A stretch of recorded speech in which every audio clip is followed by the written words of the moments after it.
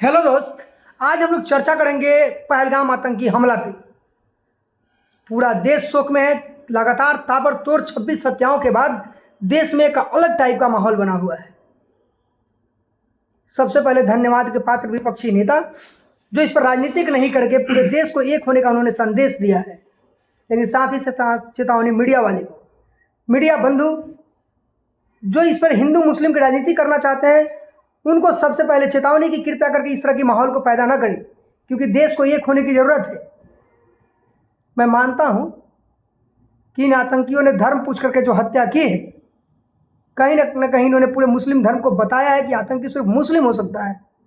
लेकिन आपको यह भी मानना पड़ेगा कि कोई एक मुस्लिम भाई जिनके पास बचने का विकल्प था वो मुस्लिम थे, लेकिन उन्होंने हिंदू की रक्षा करने के लिए, टूरिस्ट की रक्षा करने के लिए अपने जान की बाजी लगा दी। हम मानते हैं कि जो भी सत्य है, एक 9 वर्ष का बच्चा जो वहाँ पे आंखों देखा घटना सुनाता है, बच्चे मन के सच्चे, बच्चे झूठ नहीं बोल सकते, भगवान के रूप होते हैं। उनकी बातों को साक्ष्य मानते हुए मीडिया बंधु उस बातों को चलाएं। जबरदस्ती मसाला खोजने की कोशिश ना करें, टीआरपी लेने की कोशिश ना करें।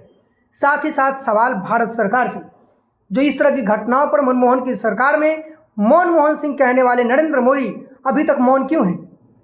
मानता हूं कि आप बिहार में आकर मधुबनी से पाकिस्तान को चेतावनी देने का काम किया है, इसके लिए बहुत बहुत धन्यवाद।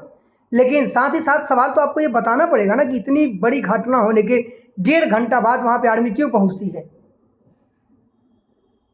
साथ ही साथ सबसे पहले जो भारत में सिंधु जल समझौता को रद्द किया गया है, तो सिंधु जल समझौता रद्द करके आप पानी रोकने का जो आपने निर्णय लिया है, पूरा भारत ये सवाल पूछता है कि खून का बदला खून होना चाहिए, न कि पानी।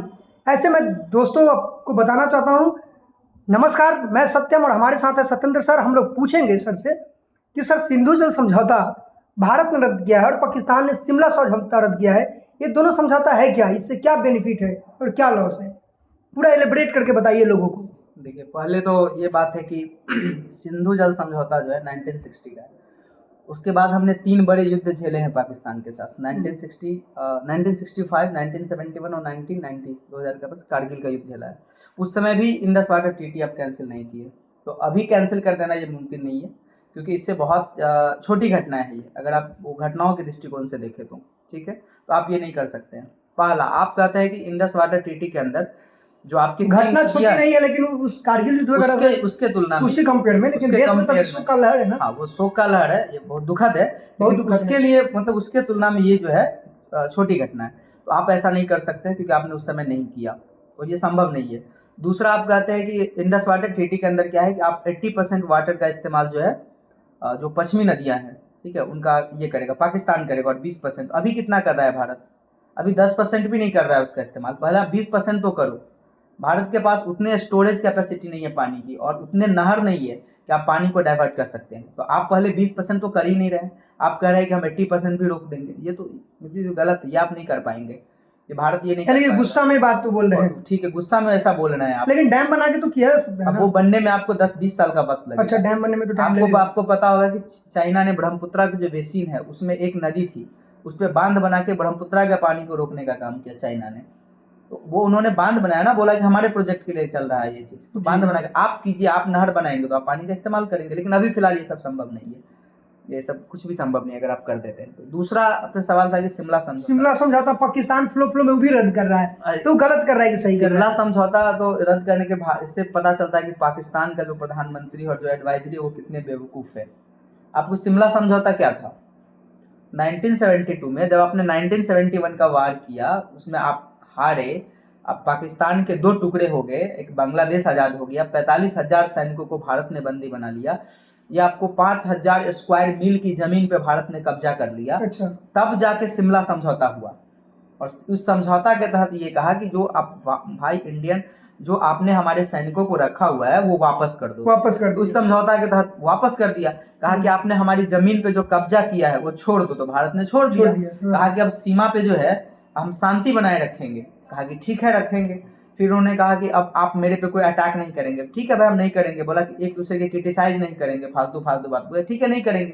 तो अब आप पाकिस्तान कह रहा है कि शिमला समझौता कैंसिल करेंगे, तो ठीक है तो कर दो, जमीन दे दो वापस। कर दो। क्या मतलब क्या है शिमला समझौता कैंसिल करने का, क्या मतलब क्या है? जमीन वापस देना पड़ेगा तो उसको। आप जमीन वापस दोगे क्या?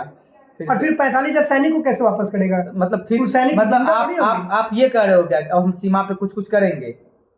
हाँ, वो भी लड़ाई के मूड में आ चुका है। मतलब लड़ाई से थोड़ी होता है। लड़ाई करने वाला ये समझौता कैंसिल करके लड़ाई करता है। वो तो आप कैसे कहोगे? आप कारगिल वार आपने किया तो आप कैंसिल करके किया क्या शिमला समझौता? तो आप ये हर लोग चाहता है, लड़ने वाले लोग भी चाहते हैं कि शांति बनी रहे, लेकिन आप कह रहे हो शिमला समझौता कहते हैं तो बेवकूफ़ी। मतलब पाकिस्तान के प्रधानमंत्री और जो एडवाइजर है उनके एकदम पूरा ये बेवकूफ़ी वाला निर्णय कि आप शिमला समझौता कैंसिल करो जो आपके फेवर में है। तो इसका मतलब इसका कोई मतलब ही नहीं है।